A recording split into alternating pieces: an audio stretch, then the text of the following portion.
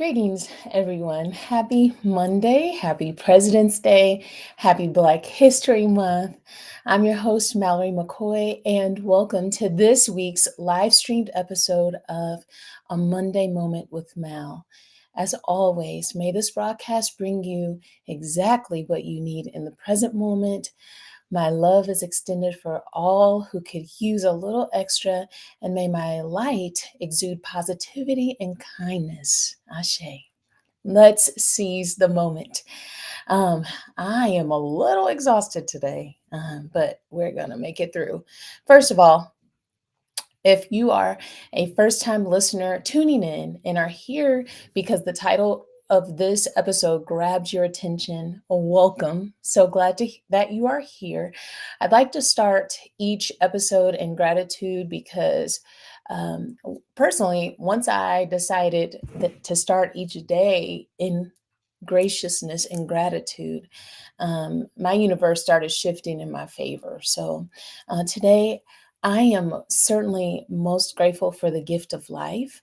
Um, each moment I get to move into the next moment, I'm incredibly grateful for that. We spend way too much time taking in and releasing air from our bodies with no real intention or thoughtfulness.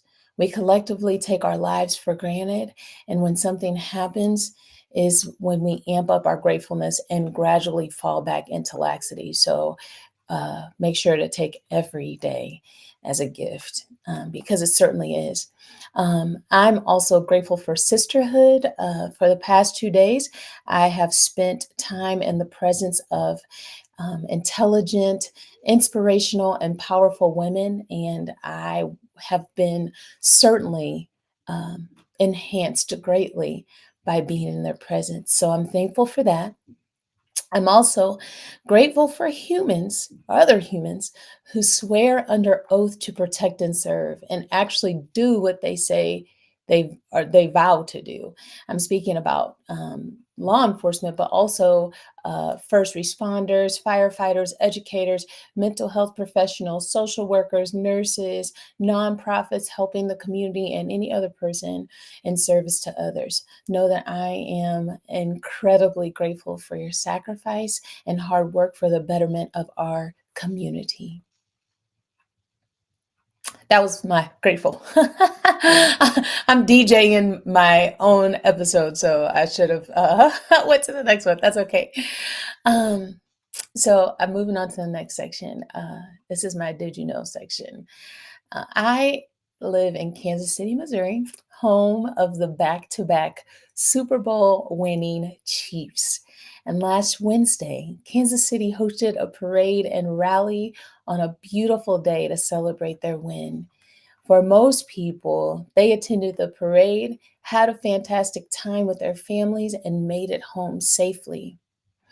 But for those diehard fans that attended the rally and stayed until the end, their fun experience turned into horror as shooters opened fire in a crowd full of people, hurting 22 people, half under the age of 16 and as young as 8, and killing one beautiful soul. Um, I gotta give that a moment because that's unfathomable or unfathomable. So I love me a good definition, and I'm team facts over feelings. But today, y'all gonna certainly get some of these feelings because this is certainly an emotional um, situation that has transpired. Here are some facts about, or here are some facts about gun violence and facts about gun laws in Kansas City and in Missouri at large. Um, According to AP News, Missouri has some of the broadest gun rights in the country.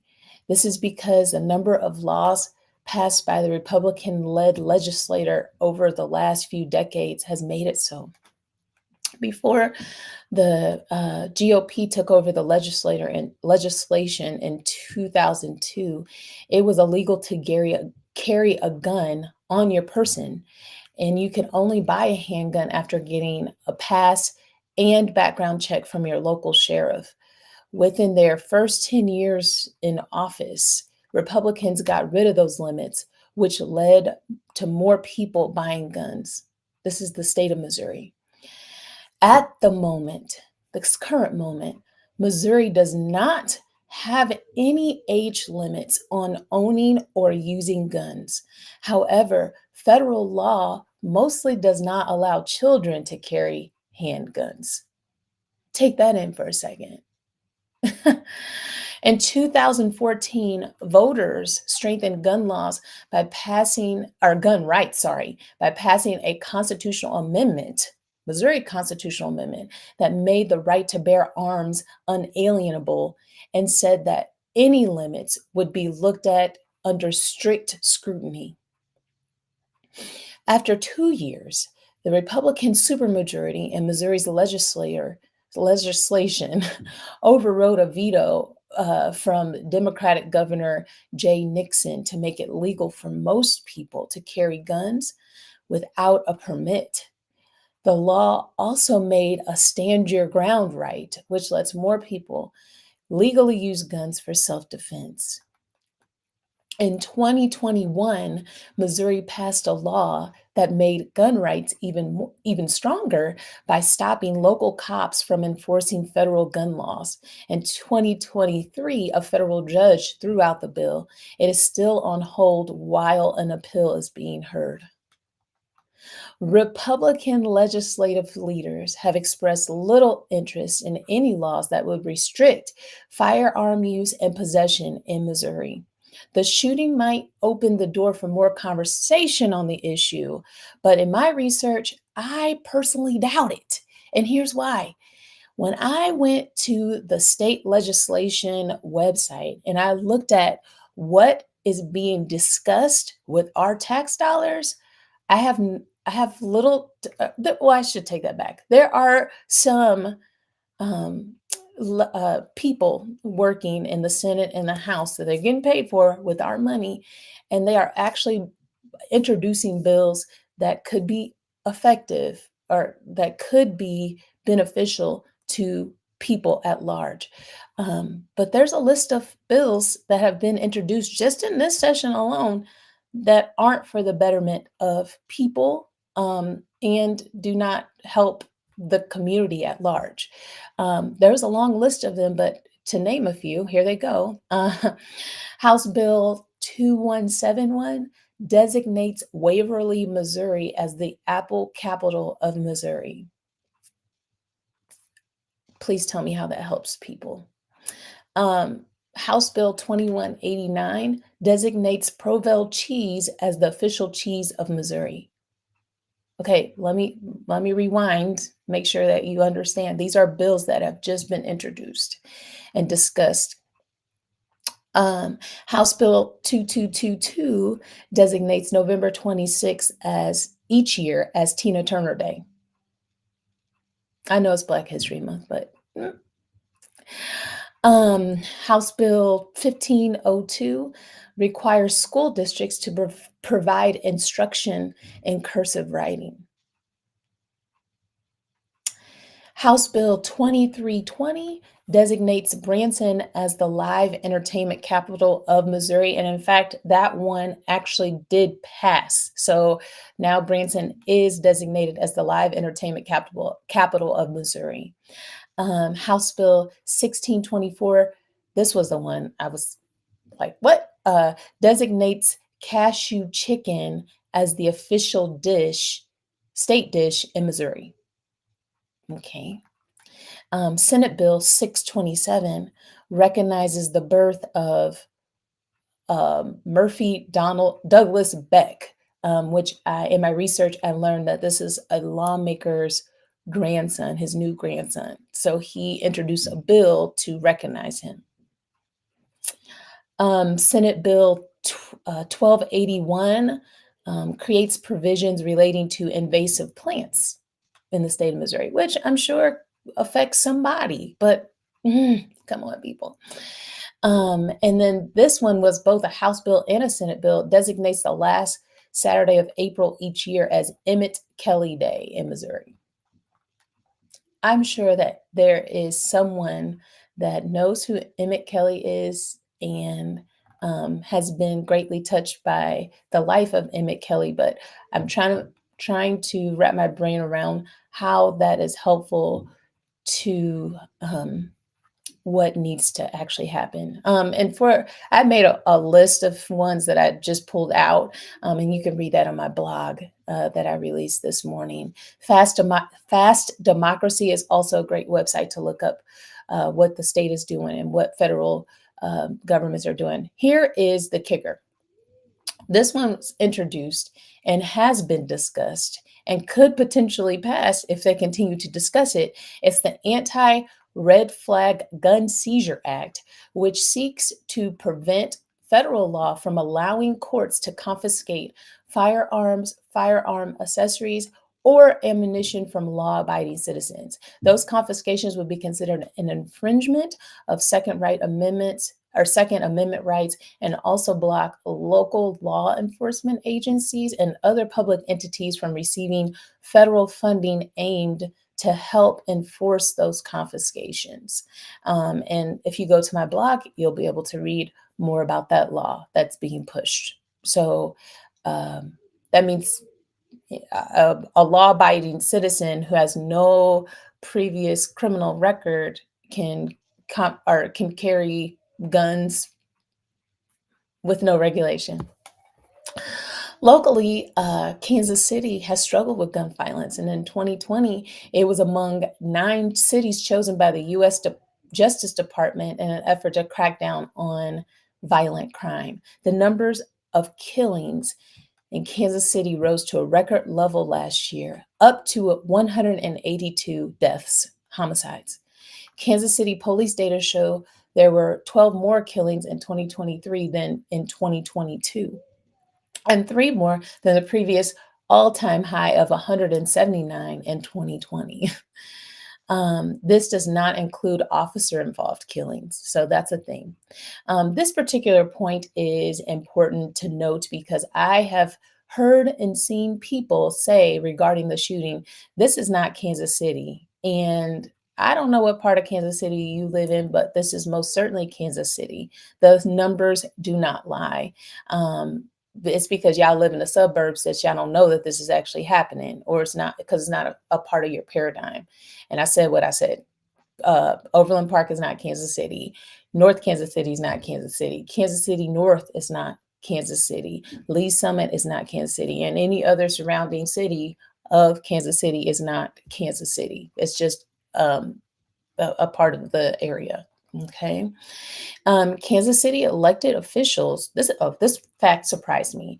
The elected officials of Kansas City are limited in what they can do because it's the only Missouri city without local control of its police force. It's believed to be the largest city in the United States in that situation. Leaders in the largely Democratic city don't hire the police chief or determine how the department spends its tax dollars. A 1930 era law gives that power to a 5-member board, largely appointed by the Missouri governor, who since 2017 has been a Republican. Missouri law also prohibits cities from enacting more stringent regulations on guns than state law does, although Kansas City bans gunfire within the city. Blair's Law, look it up. In recent years, mayors of both Kansas City and St. Louis have fought for control of their city's public safety policies with primarily Republican lawmakers who argue high crime rates in the cities mean local leaders are failing. GOP lawmakers have also repeatedly rebuffed requests to allow urban areas to adopt stricter gun policies compared to the rest of the state. I know that was a lot of facts. I know that was a lot of gun facts, but that's important for us to know, which brings me to my topic of the week, gun violence. Can we do something about it? So, why am I talking about this today? When something happens in my life, whether it be a conversation or an event that happens, I am a person that has to take time to process it. My process time can take a few hours, or it could take a few days, or it could take some months. So it's no surprise that I'm coming to you now to process the situation. This episode wasn't even supposed to be about that. This episode was supposed to be about conversations that I had with my grandparents and people around me about relationships. But um, I needed to address this. And I still don't think I'm emotionally ready to speak about it, but I can't be quiet about what I've already processed and will continue to process. First, let it be known, I did not attend the parade or the rally and have not ever attended any large events like this in Kansas City. I don't like being cold, so I was stuck to the couch in front of the TV. And I only caught pieces of the parade, but I sat down and ended up watching the whole rally because that's where the football players got on stage and they were litty. So because of this, because of my intentionality to sit down and watch the rally, I have front row seats to watch the horror unfold. The newscasters were recapping the end of the rally, and the horror was unfolding behind them. So watching them move from a joyful space to understanding the magnitude of what was happening behind them was traumatizing. Hold on, I got a little one. Hey, Raymond, can you come get little Raymond? He's banging on my door.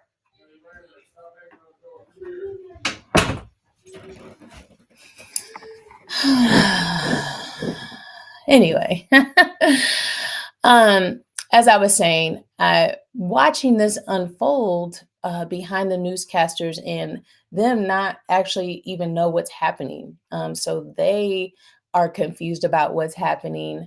Um, they even had to be told to take cover. And when they did so, then they threw the news back to the news station. But it was live TV, so that no one could sugarcoat or gaslight what was going on, and they were very careful to not to even give any more information than they could confirm at that time. So they just reported what the videographers were picking up, and that was even traumatizing to watch. I stayed stuck to the TV for a couple hours after the situation started to unfold, but I had to get my son out the house because he was bouncing off the walls. But while I was watching, I learned preliminary information about what had transpired, and that was horrific to even know about. So I can only imagine, because I felt like I experienced secondary trauma at home. I can only imagine, just the level of whatever was going on down there. So please know that when I am expressing what I noticed about the situation, know that that is also the undercurrent. Like, I can't even imagine, because I wouldn't even know what I would do in that situation. No one knows until they're actually in the situation.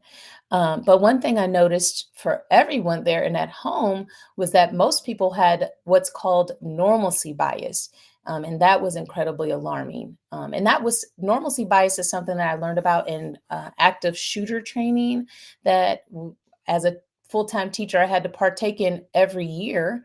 Um, that was traumatizing in itself. But I'm thankful for the knowledge, because I wouldn't have been able to point it out. So, for those of you who are like, what is normalcy bias? According to the behavioralscientist.com, normalcy bias is a psychological phenomenon in which people tend to underestimate the likelihood or impact of a disaster or other crisis. This bias can lead people to make inadequate and inappropriate preparations for a crisis, or to underestimate the severity of the situation. Um, I certainly witnessed this from the crowd. You saw people running, and adjacent to people running, you saw others who were just walking with no urgency.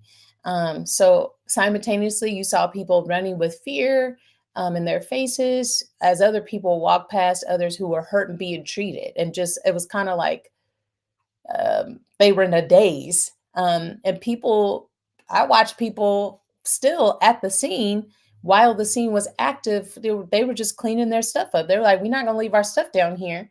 But they hadn't neutralized the threat because nobody knew where the threat was coming from. So just watching this from TV, I was at home, was very interesting to note because that happens. They told us it happened, like I said, in the active shooter training, but I actually never knew that.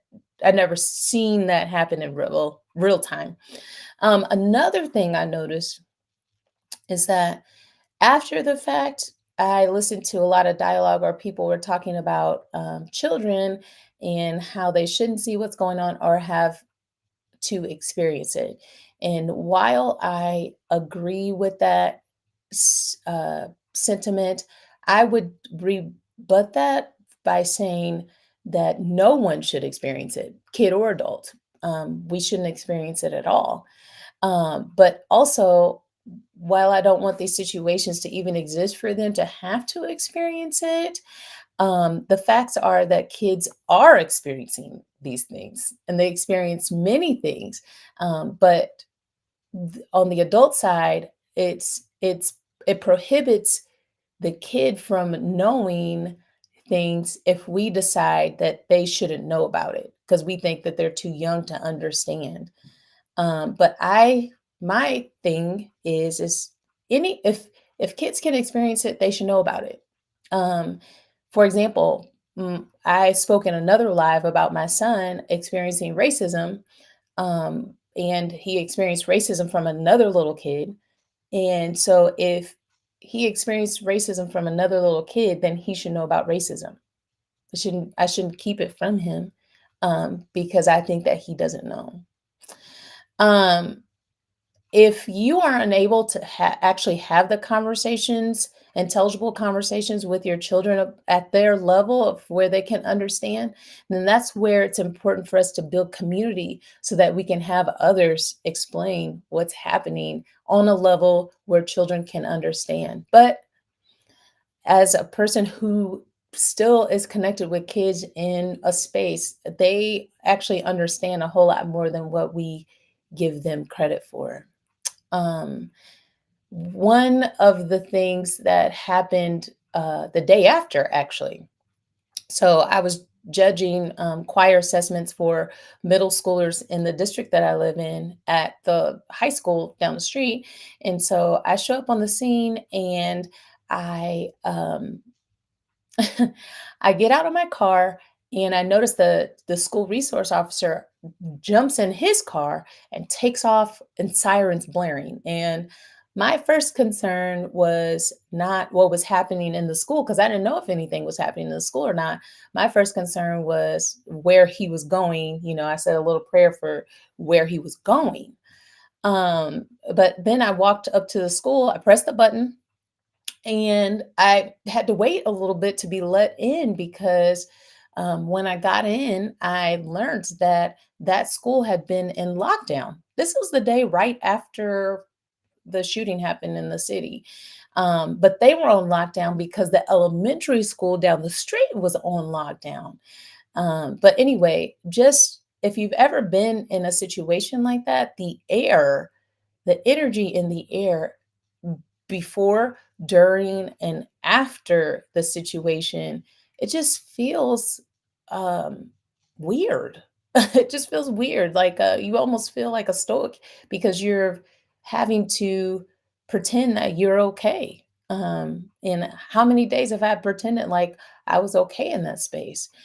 Speaking of that particular elementary school, I was actually involved in a real active shooter situation there. The shooter was not in the building, thankfully, but they put us on lockdown because the shooter was in the area, or a person with a firearm was in the area.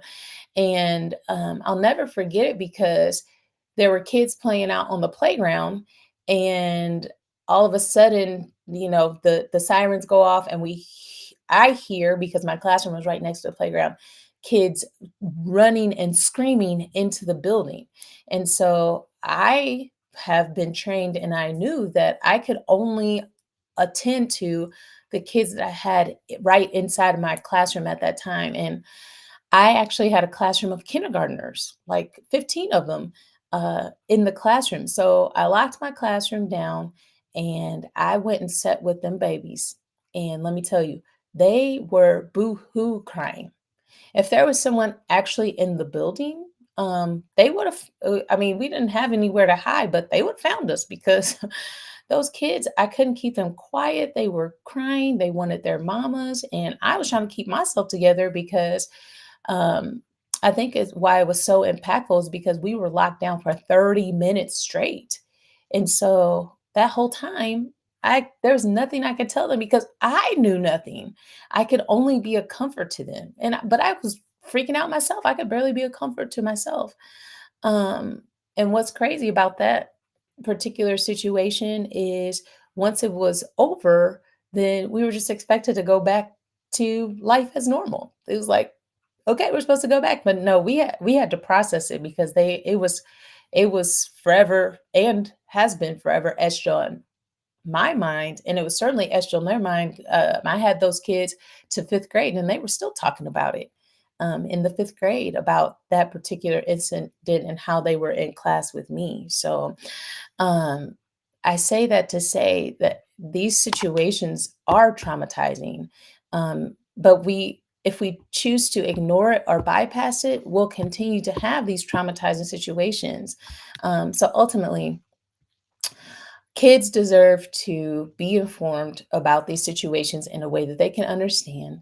But also, does it have to be this way for like, do we have to exist like this in America forever?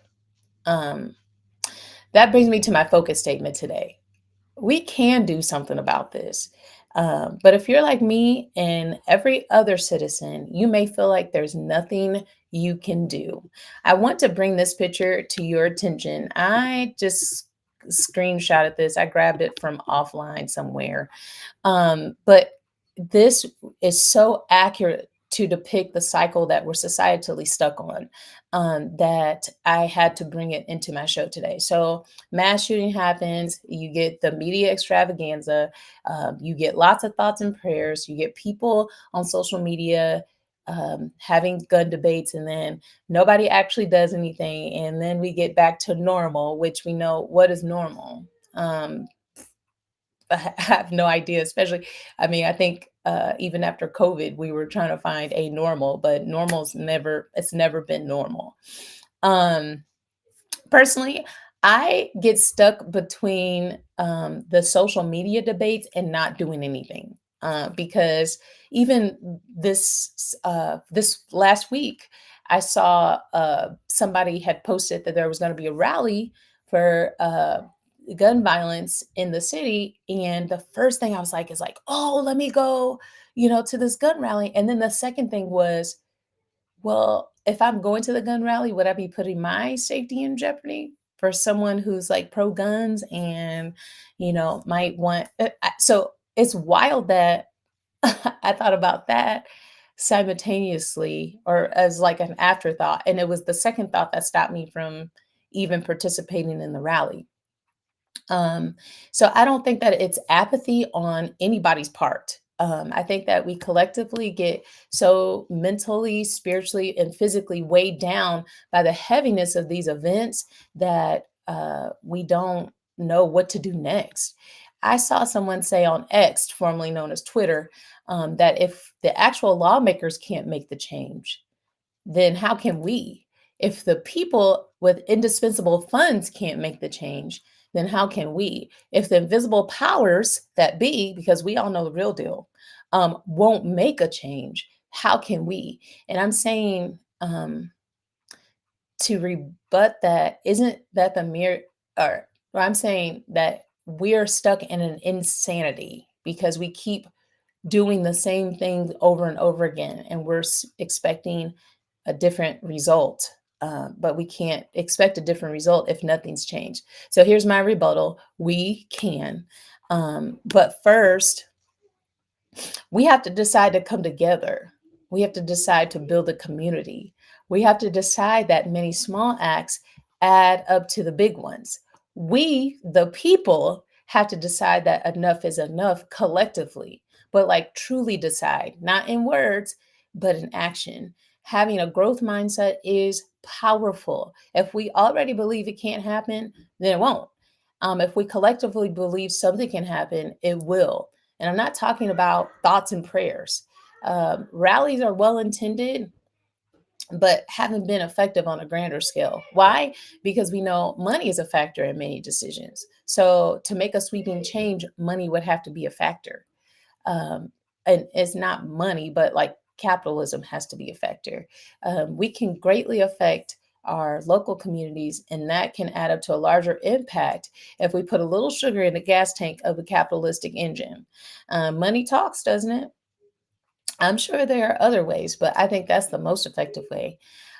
Before the Second Amendment rights people attack me and try to take over this post, please understand I'm all about people having their rights. I'm all about people having their rights, although it doesn't seem to be the case with people who are pro Second Amendment, especially when it comes to women's parts and women's decisions. And I understand the argument of it's not the guns, it's the people argument, because absolutely it is the people, not the guns. But our societal mental health continues to decline. So I legit want to know what thoughts people who are pro Second Amendment have about ensuring the safety of people living their best lives against people who use guns improperly. Like, I really, really want to know. I'm sitting here, I'm ready to take notes and everything. So, this brings me to my audience engagement question of the week. What suggestions do you have for making effective and sensible gun law changes so that we're all safe in public spaces? There's no way this should be the land of the free and the home of the scared, the home of the scarred for life, or the home of the anxious in public spaces. If you watch this replay, feel free to chime in by DMing me or leaving a comment on this video or on my blog. Um, and to wrap up, I always leave you with a quote and an affirmation or affirmations. So today's quote is: I alone cannot change the world, but I can cast a stone across the waters to create many ripples. That was Mother Teresa. And um, the list of affirmations that I have for you today: I am creating a better world for myself and everyone around me. I am learning to change and grow. I am always open minded and eager to explore new avenues to success. I am a powerful creator. And I do want to leave you with one more quote that somebody mama said, 100 pennies make a dollar. So we have a dollar over here and then we have 100 pennies over here. That's the same thing. So we're stronger together. We can make huge waves if we get together collectively, and we can change the world. Song that comes to mind is Man in the Mirror by Michael Jackson. Okay, so um, that's all for me this week. Tune in to my live stream and blog um, next week for a tribute show to Black women entitled Dear Black Woman. And it's because Black History Month is ending and Women's History Month is coming up. I thought that was the perfect sandwich in between the two, to give honor and praise to the Black woman.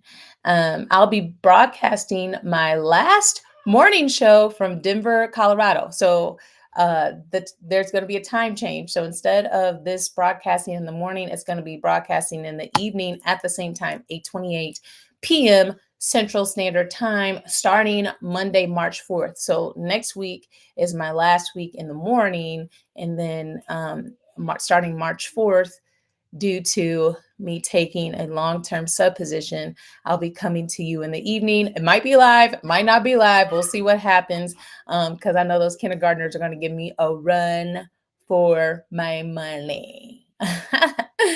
But until then, love and peace to all of you. Have the very best week that you can conjure up.